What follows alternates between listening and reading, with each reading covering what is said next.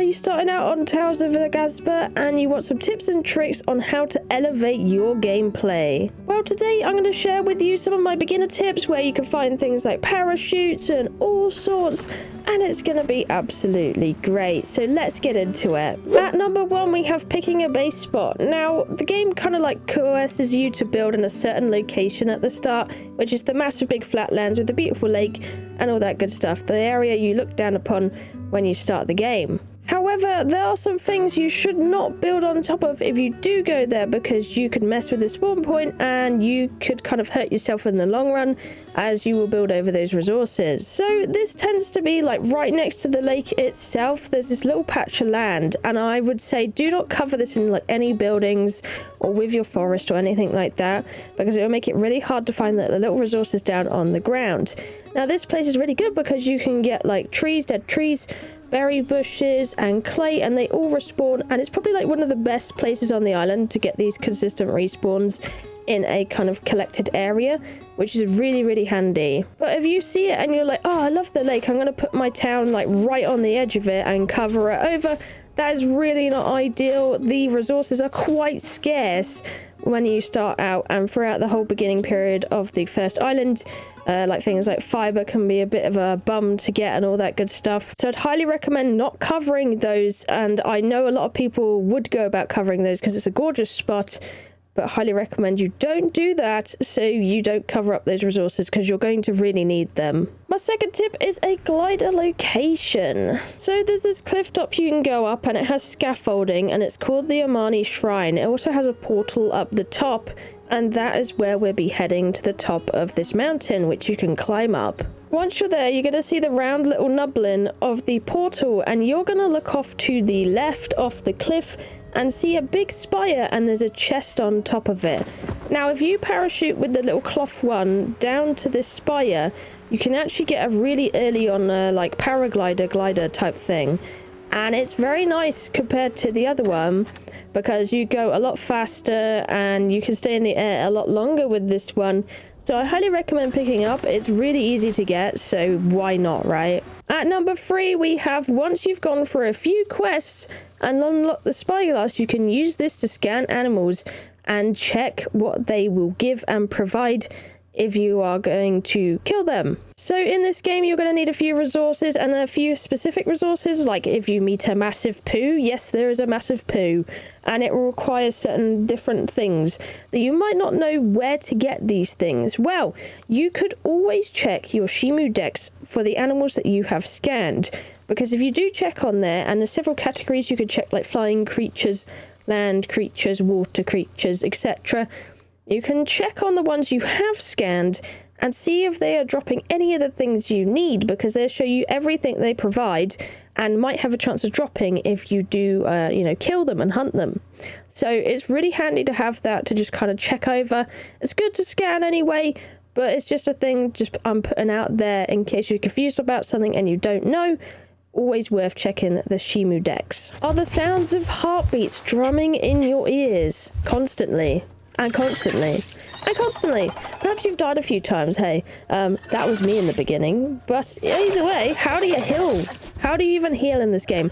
There isn't really bandages or things like that early on. But I'll tell you what you can use to heal, and that is food. Now, food is a wonderful thing to heal with in this game, and the first thing you're ever going to heal with is berries.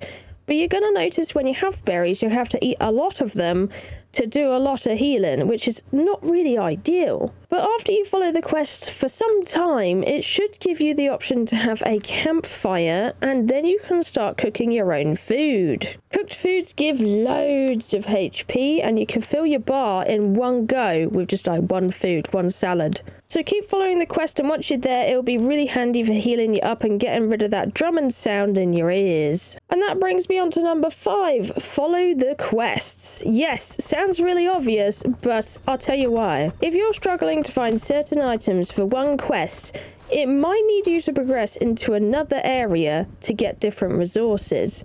I had this when I was growing my big tree, and I needed to find a raro fruit. Now, I was picking my brains on how I even get one of these fruits, but all I needed to do was just play the game. It sounds obvious, but you know, I just needed to play the quests, like do a bit in the farm town, and then I needed to complete the bridge to go to the mainland, and then I could find other resources that I needed for the things on the starter island. And it might be the case for you as well, and most likely will be when you start reaching that end of things. Need more Amity Points? Amity is earned by doing good deeds to the environment.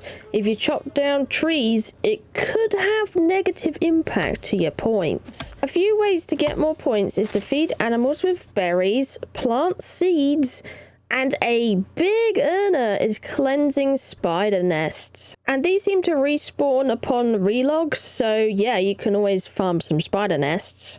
But it's all a balance in this game, so you kind of have to balance it around good deeds and the bad deeds of chopping down the environment to build up your farm. You could also do a thing if you're incredibly low on points already, and you're going to want to make sure you kind of just like watch your health for this one.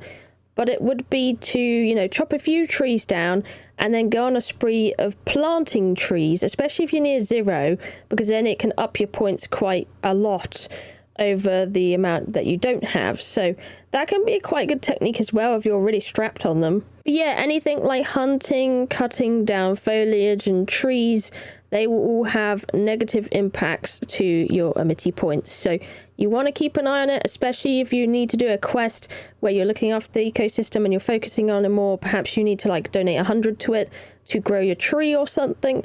Then you want to do a bunch of activities that boosts it instead of doing some farm ones in between. So you kind of want to focus on one and then focus on the other one. Looking to play multiplayer?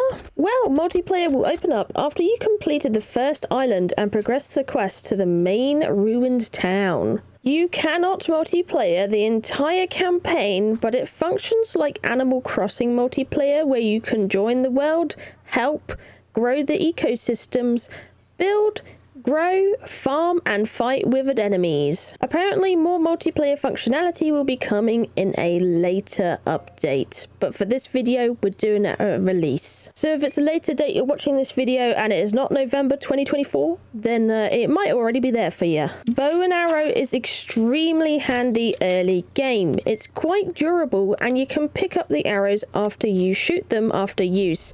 To be honest, they can take out most things really easy, even the big spiders and the little spiders if you back up a bit. I do find the other melee weapons seem to deteriorate like really quite quickly, so the bow's actually been really sturdy, and the fact that you can just pick up the arrows afterwards is absolutely amazing. So I highly recommend using a bow for the first starter island. And let me tell you, after you've repaired the bridge, there is actually a fisher lady who will give you a bow upgrade, which is also insane. So definitely check her out. She'll be in the middle of the bridge once you've repaired it. Do you want to find out what's needed for a quest, but you don't want to trek all the way back to the place that the quest is at? Well, go to your fill orders tab and check the different categories.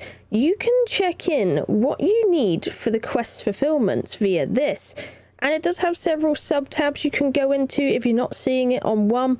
So you can check what you need to grow your ecosystem, you can check what you need for the different ruins you find around the place, and you can check what you might need for your farm as well in there. It's really handy. I highly recommend having a flick through and seeing what you need. I've definitely used it quite a bit in the game, but I felt like I should have used it a lot earlier than I did, so I wanted to mention it. Are you puzzled about how the hotbar wheel works in this game? You might have seen it down the bottom right of the screen, that you can open up a giant hotbar that is a big wheel of things. You should see the key that you use to open it down in the bottom right. It's like this little circle chart. But how do you actually get things on the hotbar? It's not like you can drag and drop it like other games, and it's quite confusing. Well, if you're wondering how to utilize your hotbar, all you got to do is open your inventory and click on an item to open up its sub settings. You should see options there like to drop and maybe even use. But there should be a button there called link, and then once you link it, you can select a space in your hotbar that you put that item. So you can do that with food, you can do that with weapons, you can do that with tools, you could do it with anything like that. And it is insanely helpful having it on there, and I highly recommend doing so. But either way, you've made it through all of my beginner tips. If you have any beginner tips for people down in the comments, definitely do share. Let's help one another out. And if you enjoyed the video, slap a like on it. There'll be a lot more Tales of Aghasba videos coming out very soon. So keep an eye on the channel, subscribe if you don't want to miss them, or maybe check in some other survival games, who knows. But either way, thank you for watching, I love you, and I'll see you in the next one. Bye bye!